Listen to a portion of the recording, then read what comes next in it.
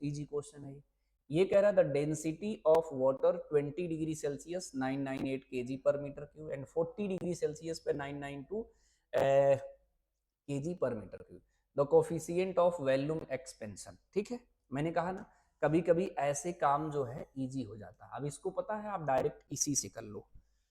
Density of temperature T2 पे निकालना है, तो density at temperature T1 divided by 1 plus gamma delta T यहाँ लिख रहे थे, तो डेल्टा टी का मतलब T2 माइनस T1।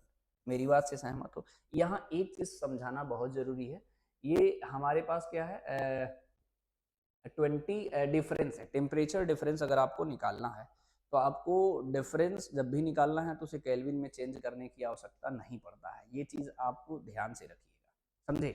तो क्वेश्चन में ये समझना है कि T1 का मतलब डेंसिटी हमारा 20 डिग्री सेल्सियस पे, फिर टेम्परेचर उसने 40 ले लिया, यानी इसका कहने का मतलब ये है कि पहले T1 जो है हमारा 20 डिग्री सेल्सियस है और इस टेम्परेचर पे T1 टेम्परेचर पे इसकी डेंसिटी कितना दिया है 998 केजी पर मीटर क्यूब। उसके बाद क्या कह रहा है भाई 40 डिग्री सेल्सियस, यानी टेम्परेचर T2 कितना है 40 डिग्री सेल्सियस और इस समय इसकी डेंसिटी कितना दिया है 992 केजी पर मीटर क्यूब। ठीक है, कोफिशिएंट ऑफ वॉल्यूम एक्सपेंशन यानी ये गामा पूछ रहा है। ज्यादा जल्दीबाजी नहीं करना है। देखो जल्दीबाजी में क्या है, चीजें नहीं सीख पाएंगे।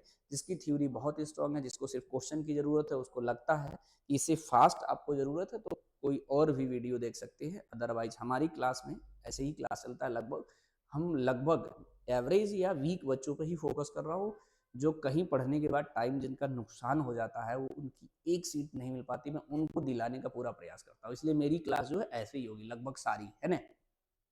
अब इसमें देखिए, हमें इसमें सिर्फ वैल्यू ही तो रखना है जी, समझे कि नहीं? यहाँ रख लीजिए या इसको सिंप्लीफाई करने के बाद रखिए, ये आपकी इच्छा। सिंप्लीफाई करने का मतलब समझ रहे हो? इसको आप ऐसे लिख सकते हैं 1 plus gamma delta t equal to rho T1 divided by rho T2। ये 1 उधर ले जाएंगे तो ये हो जाएगा gamma delta t equal to rho T1 divided by rho T2 minus 1। इसको सिंप्लीफाई करिए तो गामा डेल्टा टी की वैल्यू कितनी आ जाएगी rho T1 minus rho T2 divided by rho T2। सहमत हो? बोलो जी। ठीक है, अब ये डेल्टा टी को उधर डिवाइड कर दो तो ये गामा इक्वल टू हो जाएगा delta rho divided by rho T2 into ये डिवाइड में आएगा ना डेल्टा टी। इस तरीके का एक्सप्रेशन, और इस तरीके का एक्सप्रेशन घर पे जब भी प्रैक्टिस करें उसके कंक्लूजन जरूर नोट करें। मेरी बात से सहमत हो?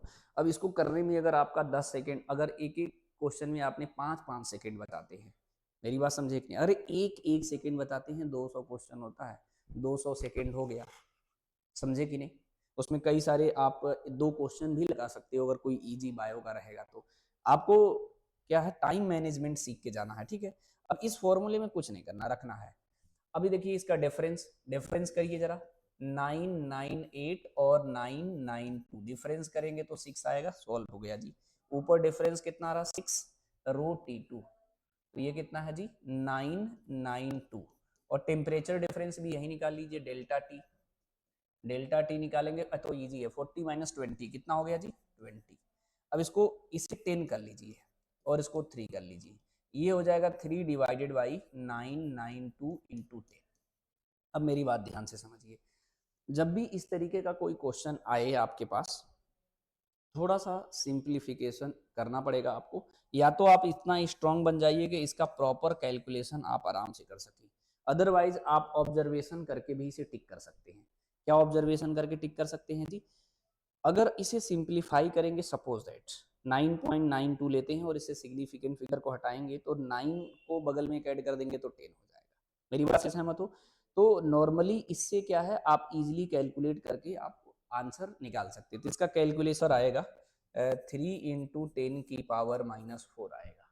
ठीक है, पर डिग्री सेल्सियस 7 का ए